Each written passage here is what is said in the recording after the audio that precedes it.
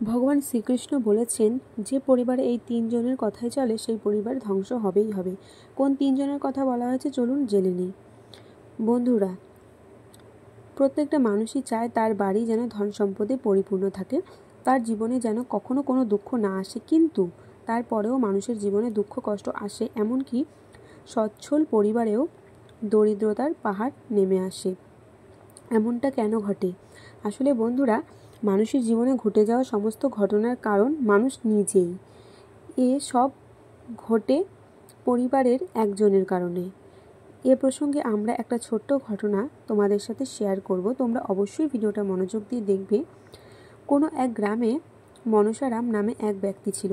তার 4টি ছেলে ছিল। 4 ছেলে সবাই বিবাহিত। 4 ছেলের মধ্যে কনিষ্ঠ পুত্রবধূ ছিলেন সুশিক্ষিত এবং অত্যন্ত বুদ্ধিমান। প্রথমে মনসারামের বাড়ির অবস্থা খুব একটা ভালো ছিল না, কিন্তু যখন থেকে তার পুত্রবধূ ঘরে এলো, দিন রাত তার ধন সম্পদ বাড়তে থাকলো। ছোট পুত্রবধূ ছিল সাক্ষাৎ দেবী লক্ষ্মীর রূপ, এবং এটাও বলা হয় যে একজন ব্যক্তির বুদ্ধি তার পরিবারের সম্পদ, বড় সম্পদ। সে বুদ্ধি ও বিচক্ষণতা দিয়ে ধনীও হতে পারে এবং পরিবারে আসতে পারে এমন যে কোনো সংকট থেকেও নিজের রক্ষা করতে পারে। শিক্ষিত ও বুদ্ধিমান পুত্রবধূর আগমনের কারণে মনসারামের বাড়িতে কোনো অশান্তি বা কোনো সমস্যা ছিল না। মনসারাম দিন রাত অগ্রসর হতে থাকলো। বাড়িতে সবসময় আনন্দের পরিবেশ থাকতো। আর উন্নতি দেখে প্রতিবেশীরা দিন রাত হিংসায় জ্বলত এবং নিজেদের মধ্যে কথা বলা বলি করত যে কয়েকদিনের আগে পর্যন্ত মনসারাম খুবই গরিব ছিল, কিন্তু গত কয়েকদিনে সে ধনী হয়ে উঠেছে। এর অগ্রগতির রহস্য কি? কোনো গুপ্তধন পেয়ে গেল নাকি? বন্ধুরা, পৃথিবীর এই নিয়ম যে মানুষ কারো ভালো দেখতে পারে না। মানুষ নিজের উন্নতিতে ততটা মস্তিষ্ক ব্যবহার করে না যতটা প্রতিবেশীর ক্ষতির জন্য করে। এটা কিন্তু বাস্তব কথা। মানুষ নিজের দুঃখে ততটা দুঃখ পায় না যতটা অন্যের সুখে পায়। মনসারামের প্রতিবেশীরা তার সুখ হজম করতে পারেনি। প্রতিবেশীরা মনসারামের কুল পুরোহিতকে উস্কে দেয় যে যখন থেকে তার ছোট পুত্রবধূ মনসারামের বাড়িতে এসেছে তখন থেকেই তার ধন সম্পদ দিনরাত বাড়ছে। তার বাড়িতে কোনো অসুখ বিসুখ নেই, কারোর সঙ্গে ঝগড়াঝাটিও নেই। তার বাড়িতে কোনো ধরনের অশান্তি বা অভাব থাকলে তারা আপনাকে গ্রহ শান্তির জন্য বা পূজা পাঠের জন্য ডাকবে, আর ডাকলে আপনিও দক্ষিণা নেবেন বা পাবেন। কিন্তু মনসারামের বাড়িতে এখন কোনো সমস্যা নেই, তাই তারা আপনাকে ডাকছে না। এভাবে চলতে থাকলে আপনার সংসার চলবে কিভাবে? প্রতিবেশীর কথা পুরোহিত ভালোভাবে বুঝে যায়। এরপর পুরোহিত ভাবতে থাকে কিভাবে মনসারামের পরিবারের শান্তি নষ্ট করা যায়, যাতে তারা আমাকে পূজা পাঠের জন্য ডাকে। এভাবে ভাবতে ভাবতে তিনি একজন জ্যোতিষীর কাছে যান এবং তাকে এমন একটি সমাধান বলতে বলেন যা মনসারামের বাড়িতে অশান্তি সৃষ্টি করবে। জ্যোতিষী ধ্যান লাগিয়ে বুঝতে পারল মনসারামের বাড়িতে কোনো অভাব বা অশান্তি হওয়ার কথা নয়, কারণ তার বাড়িতে সাক্ষাৎ মা লক্ষ্মী ছোট পুত্রবধূ রূপে রয়েছেন। যতক্ষণ সেই লক্ষ্মী তার ঘরে থাকবেন ততক্ষণ কেউ তার কিছুই করতে পারবে না। তখন পুরোহিত বলল যে এভাবে চলতে থাকলে আমি জীবিকার সংকটের মুখোমুখি হব। তখন জ্যোতিষী বলল, আপনি বরং একটা কাজ করুন, মনসারামের খামার থেকে একটা বাঁশ চেয়ে নিলে তার বাড়িতে আর শান্তি থাকবে না। এ কথা শুনে পুরোহিত তৎক্ষণাৎ মনসারামের বাড়িতে গেলেন। পুরোহিত তার প্রয়োজনের কথা বলে মনসারামের কাছ থেকে একটি বাঁশ চাইলেন। মনসারাম পুরোহিতের কথা অগ্রাহ্য করতে পারল না। তিনি গিয়ে তার খামার কাছ থেকে একটি বাঁশ কেটে এনে পুরোহিতকে দিলেন। মনসারামের ছোট পুত্রবধূ জানতে পারলেন যে পুরোহিত আমাদের বাড়ি থেকে একটা বাঁশ নিয়ে যাচ্ছে। তখন তিনি বাঁশের কিছু সবুজ পাতা তার বাড়ির কালো গরুকে খাইয়ে দিলেন। পুরোহিত বাঁশ নিয়ে চলে গেলেন, কিন্তু মনসারামের বাড়িতে কোনো ঝামেলা হলো না। ধীরে ধীরে 1 মাস কেটে গেল। পুরোহিত ভাবতে লাগলো মনসারামের বাড়িতে অশান্তি দেখতে অপেক্ষা করছিল সে।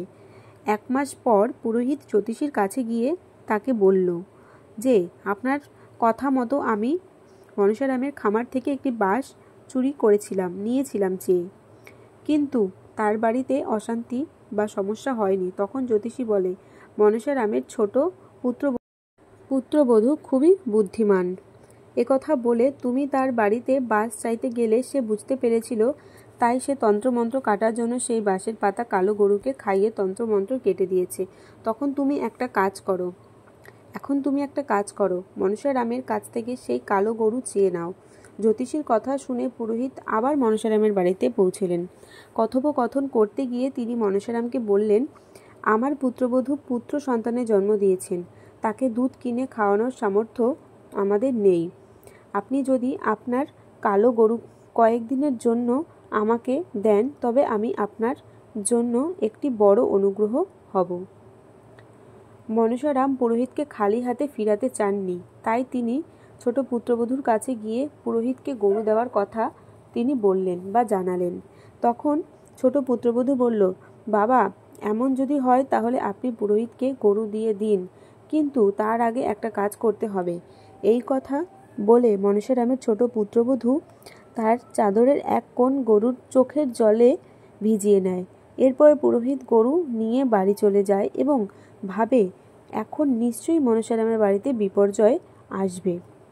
তাদের বাড়িতে বিপর্যয় এলে তারা আমাকে পূজার জন্য আমন্ত্রণ জানাবে। একইভাবে ধীরে ধীরে 2 মাস কেটে গেলেও মনসারামের বাড়িতে কোনো সমস্যা এলো না। এবার পুরোহিত আবার সেই জ্যোতিষীর কাছে এসে বলল, ভাই, আমি তো মনসারামের বাড়ি থেকে গরু চেয়ে নিয়েছিলাম, তবুও তারা সুখী জীবনযাপন করছেন। 2 মাস অতিবাহিত হয়ে গেল, তবুও তার ঘরে কোনো রোগ বালাই নেই, অশান্তিও হচ্ছে না। জ্যোতিষী মনোযোগ সহকারে ধ্যান করে বুঝতে পারলেন যে গরু দেওয়ার আগে তার ছোট পুত্রবধূ তার চাদর গরুর চোখের কোণে ভিজিয়ে নিয়েছে। অতএব তাদের সুখ শান্তি তার সাথেই থেকে গেছে। এখন যে কোনো উপায়ে সেই চাদরটি চেয়ে নিল, তার বাড়িতে ঝামেলা আসবেই। জ্যোতিষীর কথা শুনে পুরোহিত আবার মনসারামের বাড়িতে পৌঁছলেন আর মনসারামকে অনুরোধ করলেন তার পুত্রবধূর চাদরটা তাকে দিতে। মনসারাম পুরোহিতকে বললেন, এটা কি এমন বড় কথা? আপনি আসুন, বসুন, আমি ছোট পুত্রবধূর কাছ থেকে চাদর চেয়ে আনছি। এই কথা বলে মনসারাম তার পুত্রবধূর কাছ থেকে চাদর চাইতে গেলেন। ছোট পুত্রবধূ খুব বুদ্ধিমান ছিল। চাদর দেওয়ার আগে সে চাদরের সেই সুতোগুলি কেটে নিল, যেগুলি গরুর চোখের জলে ভিজিয়ে নিয়েছিল। পুরোহিত চাদর নিয়ে বাড়িতে পৌঁছলেন। মনসারামের বাড়িতে বিপর্যয়ের জন্য অপেক্ষা করতে লাগলেন। এই অপেক্ষায় কেটে গেল আরও 2 মাস, কিন্তু মনসারামের বাড়িতে কোনো অসুখ বিসুখ হচ্ছিল না, কোনো অশান্তিও হচ্ছিল না। পুরোহিত আবার ছুটে গেল সেই জ্যোতিষীর কাছে। তার কাছে গিয়ে বললেন, ভাই, মনসারামের ছোট পুত্রবধূর চাদর আমি চেয়ে এনেছি, কিন্তু তারপরেও তাদের কিছু হয়নি। তখন জ্যোতিষী ধ্যান করে বললেন, তারপর তিনি বললেন, মনসারামের ছোট পুত্রবধূ সত্যিই খুব বুদ্ধিমান। সে গরুর চোখের জলে ভেজানো চাদরের সুতোগুলো ছিঁড়ে নিয়েছে। মনসারামকে কষ্টে ফেলার এখন একটাই উপায়, তার ছোট পুত্রবধূকে তার বাড়ি থেকে বের করতে হবে। এভাবে করলে কাজ হতে পারে। এরপর আপনি আমার কাছে এ বিষয়ে কথা বলতে আসবেন না। আমি আর কোনো উপায় বলতে পারবো না আপনাকে।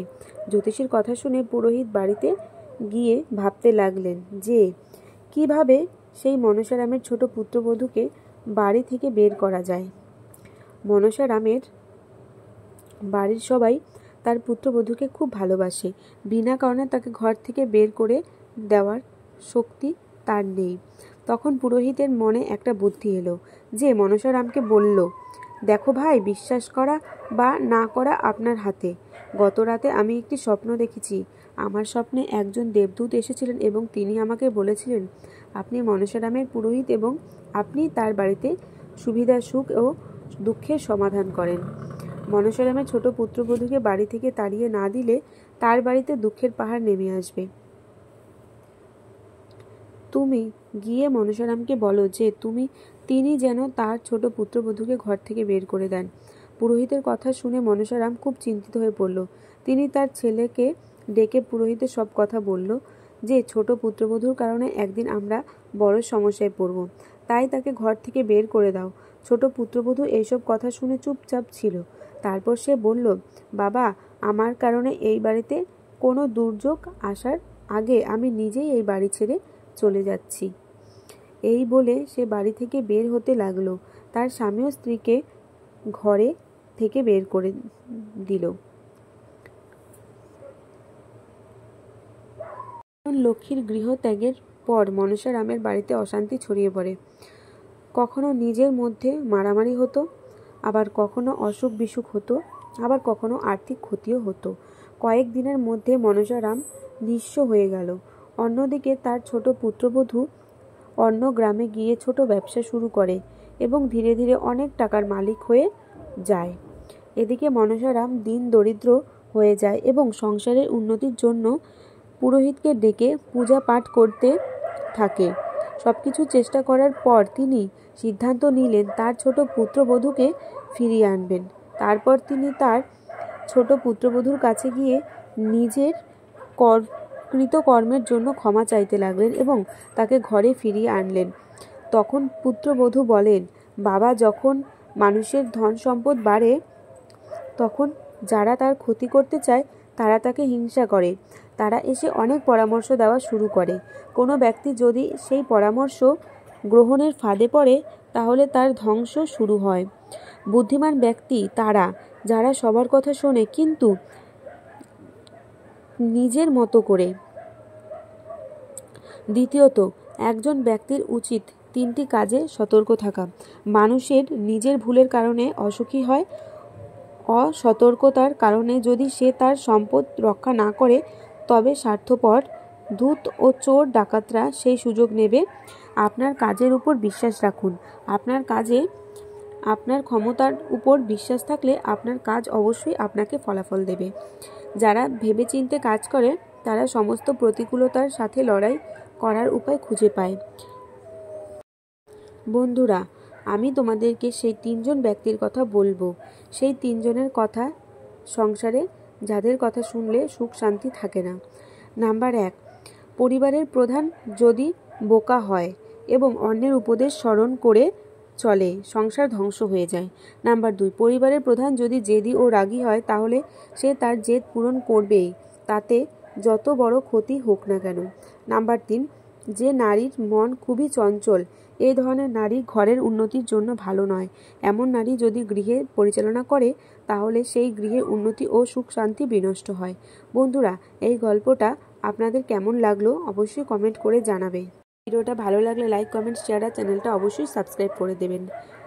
বন্ধুরা, আসছি আবার নতুন কোনো ভিডিও নিয়ে। আজকের মতো তোমাদের সকলকে টাটা। সবাই ভালো থেকো, সুস্থ থেকো আর নিজেদের খেয়াল রেখো। আর কিছু মনে করো না যদি আমার এই ভিডিওর মধ্যে কোনো ভুল হয়ে থাকে। আমি কোনো সময় আপনি বলছি, কোনো সময় তুমি বলছি, এই জন্য অবশ্যই নিজের মনে করে আমাকে ক্ষমা করে দিও। পরের ভিডিওতে আবার আসি তোমাদের সাথে। ততক্ষণ সবাই ভালো থেকো, সুস্থ থেকো, নিজের খেয়াল রেখো আর নতুন নতুন ভিডিও দেখার জন্য অবশ্যই আমার চ্যানেলে চোখ রাখো। আসছি, আজকের মতো সকলকে টাটা।